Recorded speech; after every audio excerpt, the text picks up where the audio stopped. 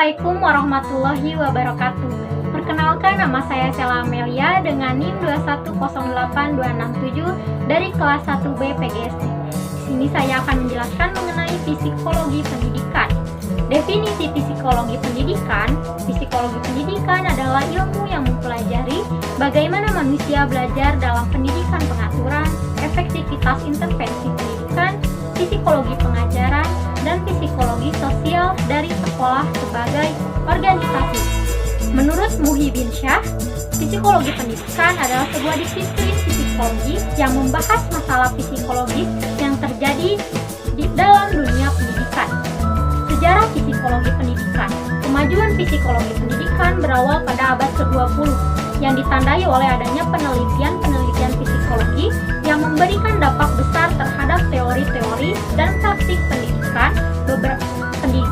Aliran psikologi yang meningkat pada permulaan abad ke-20 ini mempelajari perilaku dan proses belajar dari sudut pandang yang berbeda, yang berpengaruh terhadap perkembangan teori dan praktik pendidikan.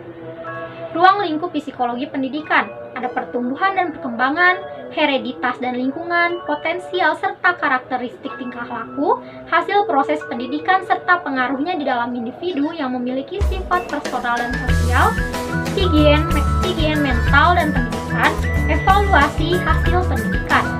Lalu ada teori pendekatan psikologi pendidikan, yaitu teori behavioristik, teori kognitif, teori humanisme, teori konstruktivisme. Aspek-aspek perkembangan anak yaitu 1. Kognitif perkembangannya diawali dengan perkembangan kemampuan mengamati, melihat hubungan dan memecahkan masalah sederhana. Kedua, aspek sosial emosional. Perkembangan aspek sosial emosional diawali pada masa kanak-kanak, seperti dapat memahami perasaan teman sebayanya melalui hubungan antar teman. Ketiga, bahasa. Aspek bahasa berkembang dimulai dengan peniruan bunyi dan suara. 4. Aspek fisik motorik, meliputi berat badan, tinggi badan, dan lainnya. Kelima, aspek spiritual dan moral, berfokus dalam menanamkan nilai-nilai dasar, norma-norma yang berlaku, serta mengenal agama dan menjalankan ibadah. Lalu ada aspek seni, seperti mengekspresikan diri dan juga mengeksplor diri. Tugas perkembangan anak. Hafigurus membagi 8 tugas perkembangan anak pada periode usia 6-12 tahun. 1. Belajar keterampilan fisik yang dibutuhkan dalam permainan. 2. Pengembangan sikap terhadap diri sendiri sebagai individu yang sedang berkembang. 3. Berkawan dengan teman sebaya. 4. Belajar melakukan peranan sosial sebagai laki-laki dan wanita. 5. Belajar menguasai keterampilan dasar membaca, menulis, dan berhitung. 6. Pengembangan konsep yang dibutuhkan dalam kehidupan anak.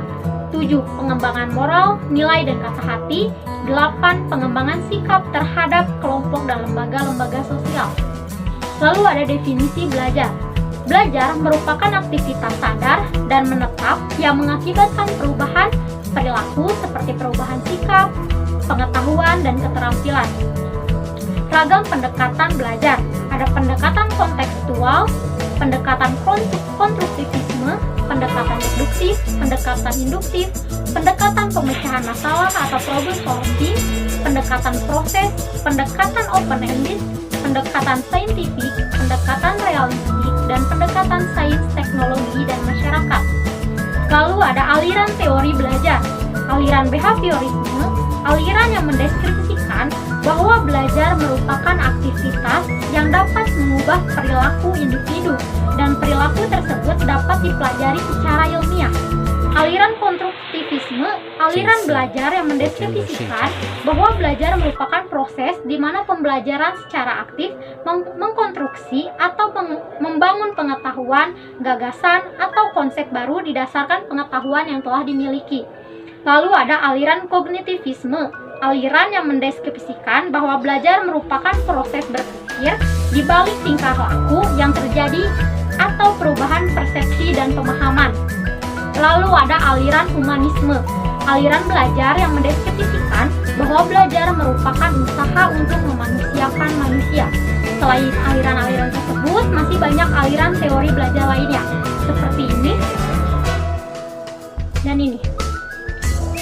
Sekian dari saya. Wassalamualaikum warahmatullahi wabarakatuh.